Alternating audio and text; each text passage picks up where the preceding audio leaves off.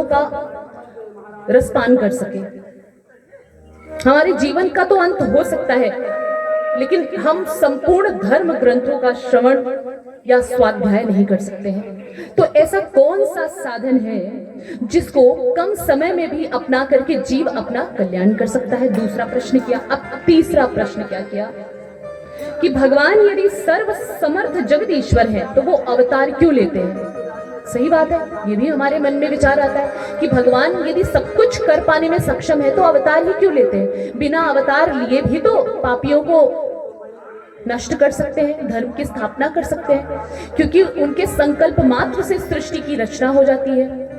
तो क्या उनके संकल्प मात्र से राक्षसों का विनाश नहीं हो सकता? धर्म की स्थापना नहीं हो सकती? और यदि मान लीजिए प्रभु ने अवतार लिए भी है तो कितने अवतार हुए हैं प्रभु के? अब चौथा प्रश्न किया। पांचवा किया कि जीवन का परम लक्ष्य क्या है, कि हर एक प्राणी का लक्ष्य क्या है या क्या होना चाहिए। नौकरी करना परम लक्ष्य है? नहीं, ये तो सांसारिक कर्म है। बिजनेस करना परम लक्ष्य है? सांसारिक कर्म है। आप अपने बच्चों का पालन पोषण कर रहे हैं, ये परम लक्ष्य है? नहीं। गृहस्थ धर्म का निर्वाह कर रहे हैं, ये परम लक्ष्य है? नहीं। कैसे हो सकता है? ये तो सांसारिक धर्म का निर्वहन कर रहे हैं ना आप। परम लक्ष्य तो परम ठाकुर जी के लिए होता है ना, परम लक्ष्य उन्हीं को प्राप्त करने के लिए। और छठा प्रश्न किया कि भगवान धर्म की स्थापना के लिए आते हैं, और जब भगवान धर्म की स्थापना करने के बाद स्वधाम गमन कर जाते हैं तो उस समय भगवान धर्म जो है किसकी शरण में जाता है? भगवान नहीं रहते हैं तो उस समय धर्म किसकी शरण में जाता है? भगवान के होते हुए तो धर्म भगवान की शरण में रहता है, और जब भगवान लीला करके स्वधाम गमन कर जाते हैं महाराज, तो धर्म किसकी शरण में लेता है? अब इन्हीं समस्त प्रश्नों का उत्तर सूत जी ने शौनक आदि ऋषियों को देते हुए संपूर्ण श्रीमद् भागवत कथा का रसपान कराया, जो हम और आप भी करेंगे। चूंकि ये शुकदेव जी भगवान जो परमहंस माने गए हैं, जो वेदव्यास जी के निर्वृत्ति परायण पुत्र हैं, उन्होंने ही ये कथा सबसे पहले राजा परीक्षित को सुनाया था, तो उनका ध्यान कर लेते हैं। यम प्रम्रजन्तमनुपेतमपेत कृत्यं द्वैपायनो विरह कातुराजुहाव पुत्रेति तन्मयतया तर्वो विनीदुस्तं सर्वभूत हृदयं मुनिमानतोऽस्मि।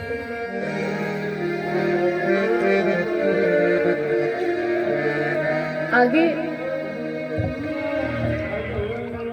शुकदेव जी कहते हैं कि देखिए, जब जीव माँ के गर्भ में होता है, समस्त जीव माँ के गर्भ में होता है, तो उसे सारी चीजें पता होती हैं। उसे पता होता है स्व के बारे में कि मैं कौन हूँ, मैं परमात्मा का अंश हूँ, मैं इन्हीं ठाकुर जी का, नारायण का अंश हूँ। और यदि मैं माँ के गर्भ से धरती पर पैर रखूंगा तो मेरा कार्य क्या होगा? भगवान का भजन करना ही मेरा कार्य होगा। लेकिन वो उसी प्रकार भूल जाता है, जैसे ही धरती पर पैर रखता है वो उसी प्रकार भूल जाता है परमात्मा को, जिस प्रकार भूमि परत डाबर पानी जिमि जीवहि माया लपटानी। तो कहते हैं भूमि परत डाबर पानी जिमि जीवहि माया लपटानी। जिस प्रकार आकाश से जब वर्षा होती है तो वो पवित्र होती है ना, पवित्र, और जैसे ही धरा पर आता है मिट्टी में मिलकर वो मलिन हो जाता है। तो वैसे जीव तो भगवान के गर्भ में माता के गर्भ में जब रहता है तो उसे सारी चीजें पता रहता है कि मुझे भगवान का भजन करना है, बाहर जाकर मुझे क्या करना है, सिर्फ और सिर्फ भगवान से ही मतलब रखना है। भले ही मैं सांसारिक कार्यों को करूंगा, लेकिन आसक्ति यदि मैं किसी पे पालूंगा तो सिर्फ और सिर्फ श्री हरि में। लेकिन क्या ऐसा हो पाता है? वो भी धरती पर आता है, जन्म लेता है, थोड़े दिनों बाद वो मैं और मेरेपन के रस्सी में बंध जाता है कि ये मेरा शरीर है और ये मेरे है। और ममता और अहंता, ये दोनों मिल करके व्यक्ति को, जीवात्मा को बांध के रख देते हैं।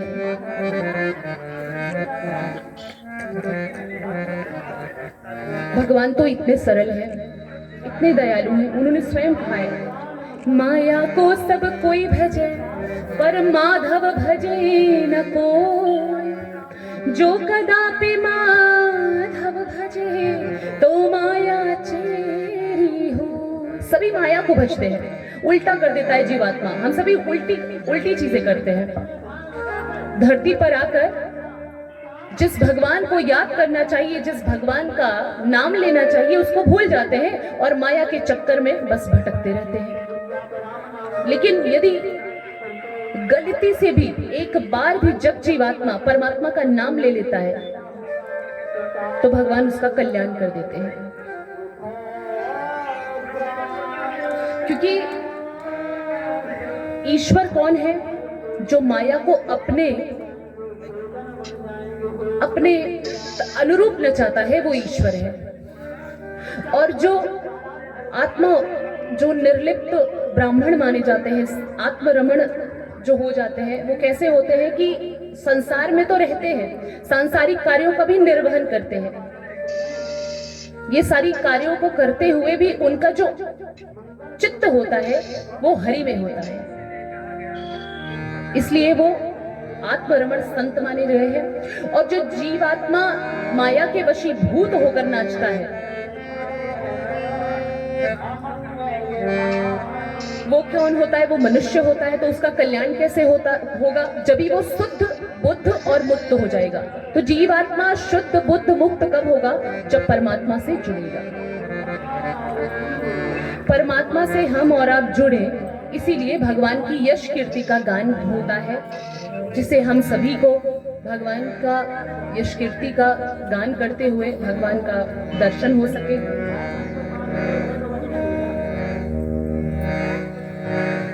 और दूसरी बात कि हम सभी भक्ति करते हैं, पूजा पाठ करती हैं माताएं, अपने घरों में अगरबत्ती जलाती हैं, दिया जलाती हैं, जय जगदीश शहरे की भी आरती करती हैं, तन मन धन सब कुछ है तेरा, स्वामी सब कुछ है तेरा, ऐसा भी करती है। लेकिन थोड़ी देर बाद उल्टा हो जाता है। जो सांसारिक पति है वो अब सब कुछ हो गए हैं, सांसारिक बच्चे हैं वो सब कुछ हो गए हैं। तो मतलब इंसान किससे झूठ बोलता है? परमात्मा से। तो क्या हम ये परमात्मा से झूठ बोल रहे हैं? नहीं, ये हम किससे झूठ बोलते हैं? अपने आप से। भक्ति का मतलब या पूजा पाठ का मतलब तभी सिद्ध होता है, तभी सार्थक होता है, जब हम अंतरात्मा से प्रभु में प्रीति रखें। सवै पुंसां परो धर्मो यतो भक्तिरधोक्षजे हेतुक्य प्रतिहता ययात्मा संप्रसीदति। भक्ति कैसी होनी चाहिए? निष्काम भक्ति और निष्कपट भक्ति। इसलिए नहीं होनी चाहिए ठाकुर जी में कि कोई कामना लेकर किसी चीज को हम प्राप्त करना चाहते हैं इसलिए ठाकुर जी की भक्ति करें, इसका कोई मतलब नहीं है। और भक्ति में भी निरंतरता होनी चाहिए। ऐसा नहीं आज तो मैंने बहुत भक्ति कर ली, आज मैंने कथा श्रवण कर लिया, बस हो गया आज का कोटा पूरा, पूरी जिंदगी का कोटा मैंने पूरा कर लिया, ये भाव नहीं होना चाहिए। जब तक हम श्वास ले रहे हैं, जब तक हमारा श्वास चल रहा है, शरीर में चेतना है, तब तक नित्य निरंतर भगवान की कथा का श्रवण करो, तो धीरे धीरे भक्ति जागृत होगी।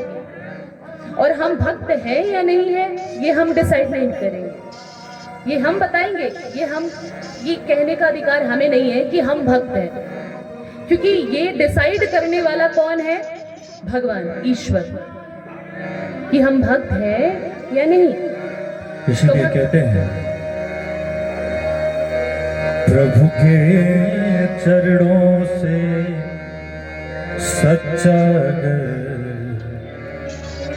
प्यार किसी को हो जाए, प्रभु के चरणों से सच्चा अगर प्यार किसी को हो जाए, प्रभु के चरणों से सच्चा अगर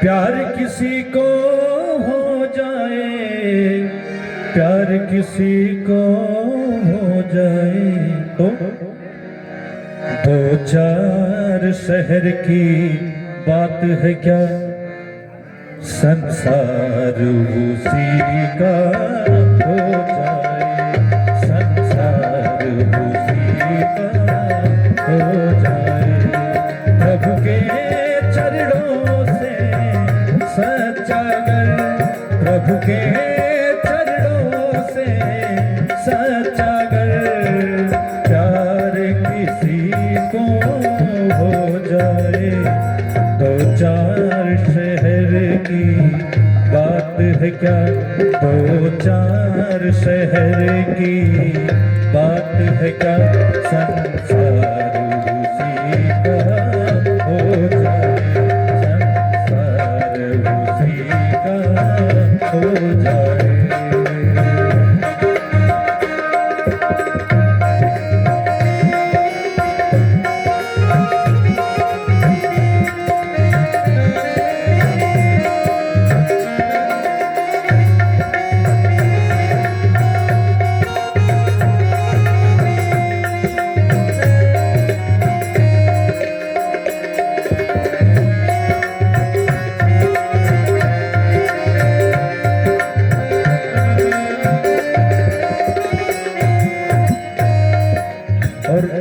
इसका उदाहरण है जैसे गणिकों में कौन सा वेद पढ़ा,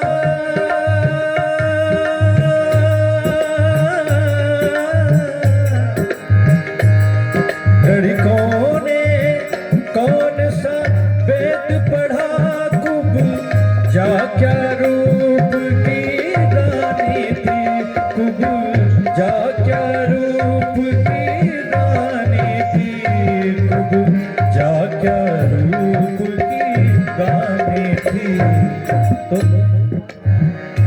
सब छोड़ श्याम के शरण गई, सब छोड़ श्याम के शरण गई, घनश्याम उसी का हो जाए, घनश्याम उसी का हो जाए, प्रभु के चरणों से सच्चा अगर, प्रभु के चरणों से सच्चा अगर प्यार किसी को हो जाए, दो चार शहर की बात है क्या, दो चार शहर की बात है क्या, संसार उसी का हो जाए, संसार उसी का हो जाए।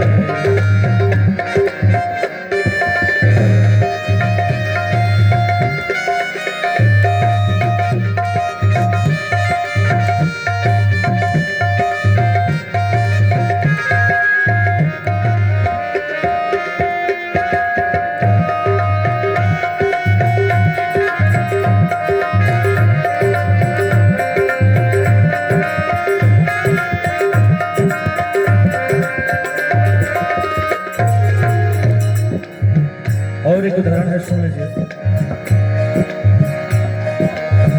ध्रुव प्रहलाद तो बालक थे,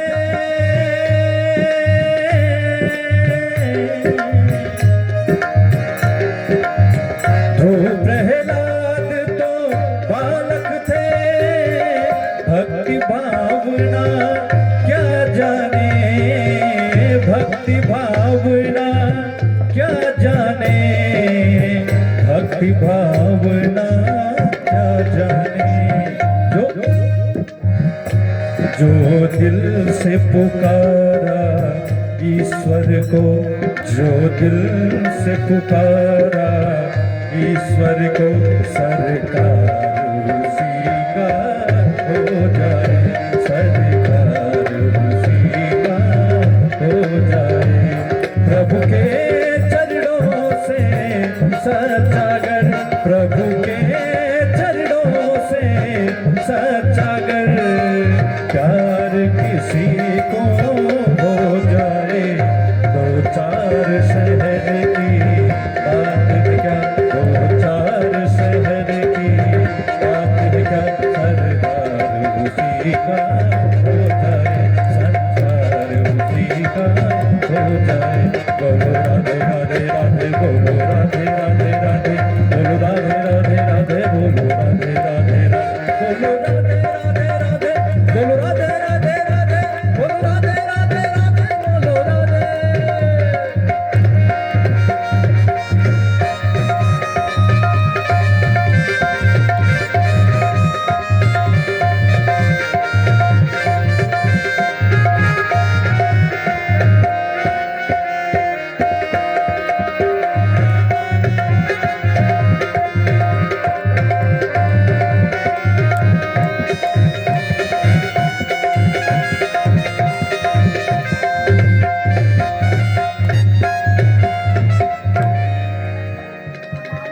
बहुत ही सुंदर प्रस्तुति दी।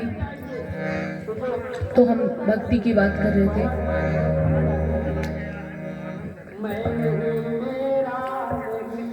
बड़े भाग मानुष तन पावा, सुर दुर्लभ सब ग्रंथ निगावा, साधन धाम मोक्ष करी द्वारा, पाई न जही परलोक संवरा। देखिए, भक्ति करे भी तो कैसी होनी चाहिए भक्ति। अब बहुत ज्यादा इसका उदाहरण अपने भजन के माध्यम से भी श्रवण किया। भक्ति के जो ज्वलंत उदाहरण है वो है मीराबाई जी। देखिए, घर में रहकर ही वो ऐसी भक्ति की कि घर उन्हें छोड़ना नहीं पड़ा, घर स्वतः छूट गया। राम नाम को ही उन्होंने अपना धन मान लिया। तो चलिए मीराबाई का एक छोटा सा पद भी गा लिया जाए, फिर आगे बढ़ते हैं। पायो जी ने राम रतन धन पायो, पायो जी ने राम रतन धन पायो, पायो जी ने राम रतन धन पायो, पायो जी ने राम रतन धन पायो। वस्तु अमोलिक वीर सतगुरु, वस्तु अमोलिक भी मेरे सतगुरु, वस्तु अमोलिक भी मेरे सतगुरु, कृपा कर अपनायो, पायो जी मैंने कृपा कर अपनायो, पायो जी मैंने राम रतन धन पायो, पायो जी मैंने राम राम रतन धन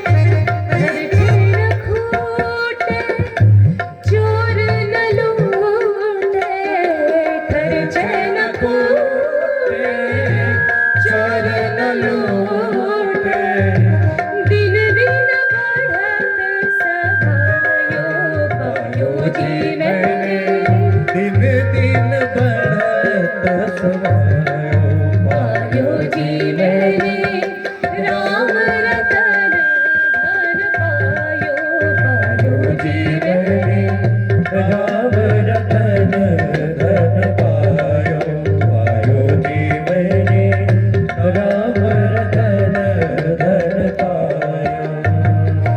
सतकी नाव हिवटिया सतगुरु, सत की नाम खेवटिया सतगुरु, भव सागर तरवायो, पायो जी मैंने भव सागर तरवायो, पायो जी मैंने राम रतन धन पायो, पायो जी मैंने राम रतन धन पायो, पायो जी मैंने राम रतन धन पायो, पायो जी मैंने श्याम रतन धन पायो।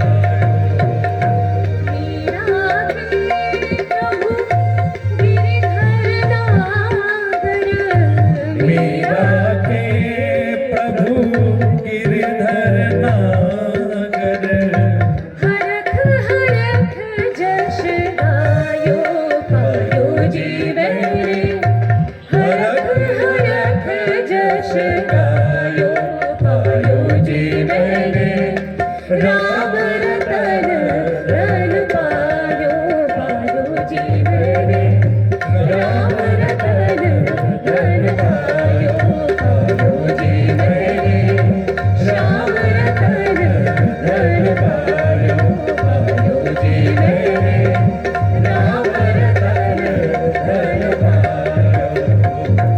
पायो जी मैंने राम रतन धन पायो।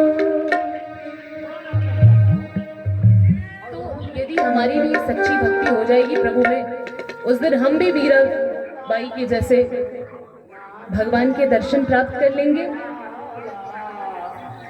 तो देखिए आगे भगवान नारद की प्रेरणा से वेदव्यास जी महाराज ने इस चतुश्लोकी भागवत को, जो पहले 4 श्लोकों में लिखा गया था,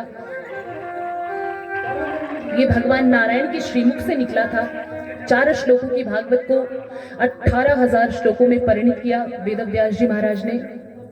वेदव्यास जी महाराज ने इसका गान किया है और इसे लिखने का काम जो किया है हमारे विघ्नहर्ता श्री गणेश जी भगवान ने। लिखा किसने है भागवत? यदि आपसे कोई पूछ लिया तो आप बता सकते हैं, लिखा है जो भागवत वो भगवान ने, विघ्नहर्ता गणेश जी भगवान ने इस भागवत को लिखने का काम किया है।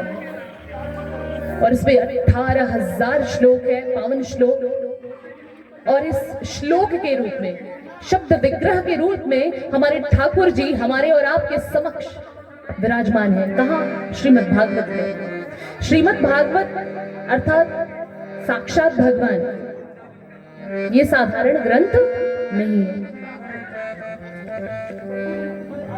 तो इसे उन्होंने अपने निर्वृत्ति परायण पुत्र शुकदेव जी को सुनाया और शुकदेव जी ने सभी को ये आत्मसात करवाया। अब हम आगे ये कथा श्रवण कराने जा रहे हैं आपको कि सबसे पहले शुकदेव जी भगवान ने ये कथा सुनाई किसको? किसको सुनाई थी? राजा परीक्षित को। आप सभी ने कथाओं में श्रवण किया होगा कि राजा परीक्षित ने श्राप वशीभूत होकर अपना सब कुछ छोड़ दिया था, त्याग दिया था और वो गंगा के तट पर गए थे। वहां पे उनकी भेंट महाभागवत शुकदेव जी से हुई। उन्होंने इस 7 दिन की कथा श्रवण करा के उनका भगवान से मिलन कराया, उनको सद्गति प्रदान करवाई। तो इस कथा की शुरुआत ऐसे है, ये इसमें महाभारत की भी कथा आती है। यदा मृधे कौरव सृंजयानां वीरे श्वतो वीरगतिं गतेषु वृकोदरा विद्गदाभिमर्श भग्नो रुदंडे धृतराष्ट्रपुत्रे। ये उस समय की कथा है श्रीमद् भागवत की, जब महाभारत के समय में आप सभी ने ये श्रवण किया होगा, महाभारत देखा भी होगा कि समस्त कौरव सेना 5 पांडव के आगे पराजित हो गए थे। 5 पांडवों ने मिलकर के समस्त कौरवों को पराजित कर दिया था। अब ये आश्चर्य की बात है, 100 भाई थे और वो 5 भाई से नहीं जीत पाए। क्यों? इसका कोई ना कोई तो कारण होगा, क्योंकि कौरवों के साथ धर्म नहीं था। कौरवों के साथ क्या नहीं था? धर्म नहीं था कौरवों के साथ, और पांडवों के साथ धर्म था। तो जब हम धर्मो रक्षति रक्षितः, जब हम धर्म की रक्षा करते हैं तो बदले में धर्म हमारी रक्षा करती है। वो धर्म के पथ पर थे, इसलिए भगवान नारायण उनके साथ थे, ठाकुर जी उनके साथ थे। और जहां धर्म है वहां ठाकुर जी है, और जहां ठाकुर जी है वहां जीत है, वहां विजय है।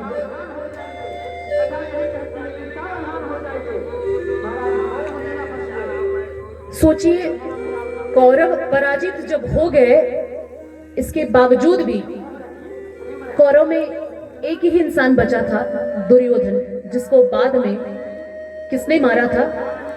भीमसेन ने उनकी जंघाओं पर वार किया था, उनकी जंघा को तोड़ दिया था। लेकिन दुर्योधन अंतिम अवस्था में भी ये सोच रहे थे कि मैं, ठीक है, मेरे कौरवों का, समस्त कौरवों का नाश तो हो ही रहा है, लेकिन इन पांडवों का भी भला नहीं होना चाहिए। बताइए, विनाश काले विपरीत बुद्धि। अंतिम अवस्था में उसे अपने कल्याण के बारे में सोचना चाहिए, लेकिन वो किसके बारे में सोच रहा है? अपने लिए, अपने स्वार्थ की सिद्धि के लिए। मैं तो मरूंगा ही, इन लोगों को भी लेकर मरूंगा। अश्वत्थामा कौन था? शुरू से ही दुर्योधन का ही चाटुकारिता किया है अश्वत्थामा ने। अश्वत्थामा गुरु द्रोणाचार्य के शिष्य, गुरु द्रोणाचार्य के पुत्र। तो गुरु द्रोणाचार्य जी कौन थे? पांडवों के गुरु। अर्जुन को समस्त जो धनुर्वेद की शिक्षा है वो द्रोणाचार्य के द्वारा ही प्राप्त हुई है। द्रोणाचार्य तो अच्छे थे, लेकिन उसके पुत्र जो अश्वत्थामा थे वो शुरू से ही दुर्योधन के साथ थे। तो दुर्योधन के अधर्म में साथ देने के लिए उन्होंने क्या सोचा कि ठीक है, मुझसे आपका ये दुख नहीं देखा जा रहा है। भले ही 5 पांडव जीत गए, लेकिन फिर भी मैं इनका कल्याण नहीं होने दूंगा, इनको मैं मारूंगा। तो कैसे मारोगे? तो उन्होंने कौन सी नीति अपनाई? काग उलूक न्याय की, कि रात्रि में जब 5 पांडव सो रहे होंगे तभी मैं इन्हें मार दूंगा, किसी को पता भी नहीं चलेगा। कहते ठीक है महाराज, आप ऐसा करिए, यदि ऐसा संभव हो तो करिए। अश्वत्थामा, अब जो होना है, होने को कोई तो टाल नहीं सकता। 5 पांडव जब धर्म को पकड़े हैं तो उनका कोई बुरा कर सकता है? नहीं। जिस दिन विजय हुई 5 पांडवों की, वो सभी विजय की रात्रि को सेलिब्रेट कर रहे थे, मना रहे थे, उत्सव कर रहे थे उस दिन। और अश्वत्थामा को ये बात नहीं पता थी, और 5 पांडवों के बिस्तर पर उनके 5 पुत्र लेट गए। और चद्दर ओढ़ के भी कोई सो रहा होता है तो पता नहीं चलता। तो ये बात अश्वत्थामा को नहीं पता थी। अज्ञानता में उसने 5 पांडवों के 5 पुत्रों को मार दिया, उनके सर को काट लिया। और सर काट कर लेकर आते हैं, दिखाते हैं दुर्योधन को कि ये देखो, मैं 5 पांडवों को मार दिया हूं, अब इनका वंश भी गया, कोई नहीं होगा इसके वंश को बढ़ाने वाला। तब दुर्योधन ने ध्यान से देखा। दुर्योधन ने कहा, अरे तुमने 5 पांडवों के पुत्रों को मारकर मुझे तो पानी देने वाला भी नहीं छोड़ा है। मेरा इनसे वैर थोड़ी ना था, बालकों से वैर थोड़ी ना था। और कहा भी गया है, मत्तम प्रमत्तम उन्मत्तम सुप्तम बालम स्त्रियम जड़म प्रपन्नम वीरथम हितम न रिपुम हंति धर्मविद। कि जो धर्मवेत्ता पुरुष होते हैं वो स्त्री को, सोते हुए बालक को, या भले ही सोता हुआ शत्रु भी है, उस पर हाथ नहीं उठाते। न बालक, न स्त्री, न मत्तम प्रमत्तम, न उन्मत्त को, न मतवाले को, ऐसे लोगों पर जो भी वार करता है वो कायर होता है। तो आपने कायरों का कार्य किया है, बहुत बड़ा काम, पाप किया है। अब आपको इससे कोई बचा नहीं सकता। और ये बात जब द्रौपदी को पता चली, रोने लगी। सभी माताएं, अभी किसी मां का लाल चला जाए तो उसका हाल कैसा होगा? रोने लगी। फिर क्या हुआ?